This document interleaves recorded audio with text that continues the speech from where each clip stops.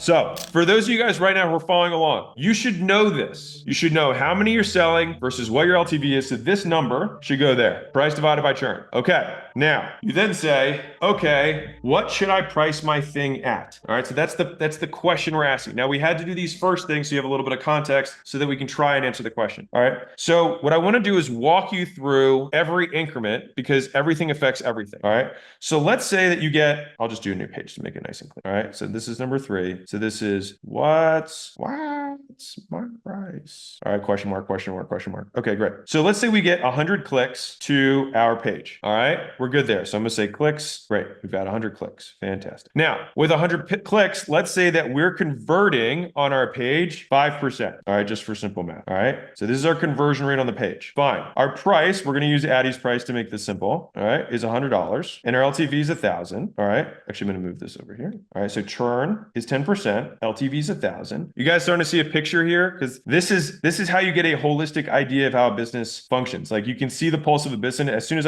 I move some of the variables around, it'll start to become really clear for you. All right. So if it's too small, deal with it. That's also what she said. Okay, great. So all the way through. So now we know that we've got 5 sales. Okay, sales, which is 5. This is these two numbers. Okay, so sales is 5, and that means that our total return here, I'm just gonna put return. All right, is 5K. All right, cool. Now let's say Addie says, you know what? I'm gonna try 199 and see how that works. Right. And by the way, I would encourage you to make bigger jumps. Right, like the tiny the 100 to 105. It's not going to change it. So I would want big material jumps. All right. And to give you context on how big a jumps I take, we have a company that we own that we tested something the same thing at 15,000 and 50,000. 1.5 and 5.0. Big fucking price difference. Because I want to see how much real drop off there is. Right. If there's a huge amount of demand, and I know I'm going to sell fewer, but how many fewer? Right. And that's what matters. Okay. So let's say that Addie is making this decision. All right.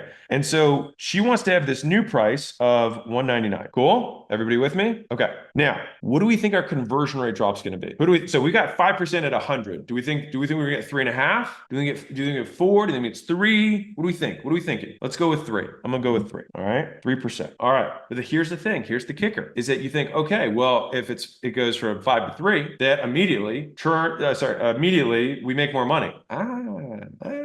But wait, now if churn is 10% at $100, what's churn at $200? But to make this even more complex, do only better qualified customers buy at 200 versus 100? And if you're like, Alex, there's so many variables. Welcome to fucking business, right? There's variables, right? And so how do you solve this? Let me tell you how you solve this. You test, you try it, you see what happens, all right? So let's assume here that because we have more qualified people, great, we're keeping our churn the same. So if our churn's the same, LTV is now $2,000, our sales are 3 sales, that means that we're making $6,000 in total return. So this would be better than that, okay? And so when you're looking at what you want to price your thing at, you have 2 things that are going against you and 1 thing that's for you, okay? So the 2 things that are going against you is that your conversion rate will drop, typically, unless it's a Veblen good, which is a fancy thing that means that when you increase the price, demand goes up. So like Louis Vuitton stuff, price goes up when they increase, demand goes up when they increase the price, so they increase conversion percentage. I had a company that was in the health space. We still own it, but it's in the health space. And I raised the price by 50% and our conversion went up because I thought we were so far underpriced, which is why I bought the business. I thought they were so far underpriced that I thought that the claim was unbelievable, that they needed to add more price so that people would be like, oh, I think they can deliver on that. They could because they had some tech and all that other stuff. But like by doing that, we added like $4 million in profit to the business. We had 20 million in enterprise value. It was like more money, good, great. That was my big genius idea. I was like, let's just raise the price by 50%. Okay. So the 2 things that when you raise price, so when price goes up, conversion rate goes down and churn goes up typically, but not always by as much as you think, because again, you have more qualified customers. So those are going to be the 3 variables that occur when you move price around. If you drop price, conversion rate goes up, churn goes down. The question is, but by how much, right? And so the big thing here is that oftentimes, and this is the magic of this, is that oftentimes those numbers don't change nearly as much as you'd think. And so I think you would know this example better than me, but Evelyn, for example, this is just math that I'm aware of. She went from $7 to $27 and didn't change her conversion at all. All right, so everybody here is like, it's going to drop in half. It often doesn't. It often drops by like 20%, but you raise the price by 50 to 100%. Do you make that trade? As long as churn's not crazy, hell yeah, you make that trade. And here's the other real cool benefit of this, is that what happens when you make more money per customer and you have fewer customers? It's easier to deliver because you have more margin to keep people and you have fewer people to take care of. And this is the big argument for riches in the niches. The whole reason I try and get people to go premium is that you then can actually do a good job because you have fewer people to manage. So you have less operational costs and you have more gross profit to actually deliver. Is that making sense for everybody? So this is, and you're like, okay, well, how do I, all right, so let's do the, great, Alex, so what do I do now? This is brilliant. Alex, it's the most amazing pricing masterclass I've ever been to. And I appreciate that, guys. You don't have, I have a tip jar at the end. You guys can leave it for me. All right. Listen, if you're watching this video and feeling a bit overwhelmed with all the stressors that running an online business sometimes entails, then you may want to check out today's sponsor, the Life Supercharged School community, where the #1 focus is to help you level up your life by learning how to take intentional steps forward in your personal and professional careers. Inside of Life Supercharged, you'll find others who are on the same path with you, growing and scaling their online businesses and bettering their lives one day at a time. The best part is, right now, this school community is 100% free to join. So click the second link in the description and check out Life Supercharged today. And now, back to the video. So what now? All right, there we go. What now? So what you do is you need to look at current state. I need you to fill out that thing for today. So when you look at these numbers, I want you to know what these numbers are for your business. All right. So you're here. You should know all of these numbers for what you sell. You should know how many clicks you're getting, what your conversion rate is, what your price is, what your churn is, what your LTV is, what sales is, and then your return. All right. Which in this instance is your hypothetical max. The reason the return, I put return there is if you're running ads, for example, you could look at that number versus what you spent, okay, to get those 100 clicks.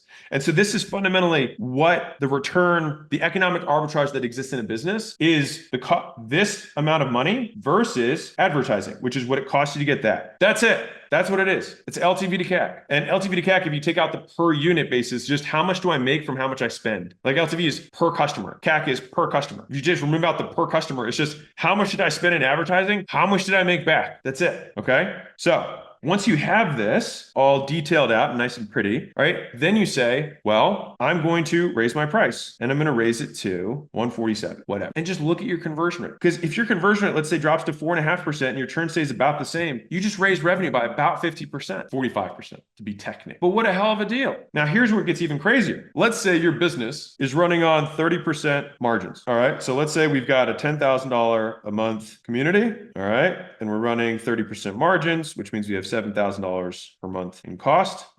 So this is rev, this is cost. So we got $3,000 per month in profit. Cool? Everyone with me? And if you're not, deal. Okay. So if we were to do this exact same math and raise the price to 147, right? And let's just assume we didn't have a drop in conversion just for my own math sake and for everybody here. And I'm going to say it's 150 again for math sake. We're going to be at 15,000 per month revenue. Oops, there's a rev. All right. Still, we have the same cost. And then 3,000 turns into, hold on, $8,000 per month profit. Now, who can do the special math for me and say, wait, so we increased price by 50%. How much did we increase profit with that 50% price increase? 167%? Yeah, we 2.67x or 167% if you're doing percentages. Let's go. So if there's a big takeaway you can have here is that when you raise price, it is almost never a one-to-one improvement in profits. So we looked at buying a construction firm last quarter and they were a little bit small. And so I said, hey, do this for me. I want you to go ahead and just raise your prices by 10%. When he raised his prices, because it was thin margins in the business, when he raised his prices by 10%, he doubled the profit of his business and his conversion rate stayed the same. And so he came back, he's like, what should I do now? I said, raise it by 20. And he had a heart attack. And I was like, raise it by 20 and then give a guarantee, because this was kitchen remodels. So give a guarantee that you'll be on time and on budget, or you'll give 20% of the bid back to them. Worst case, you're in the exact same position you are now. Best case, you close 9 out of 10. He was like, great. That's what he's doing now. All right. And so I say this because most people are very sensitive and are very afraid to charge more. If I can break your relationship between price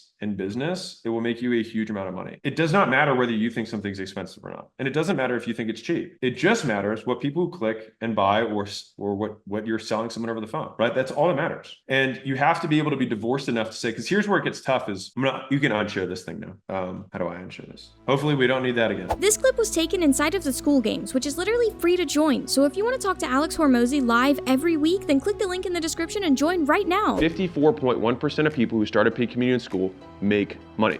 Yes, you heard that right.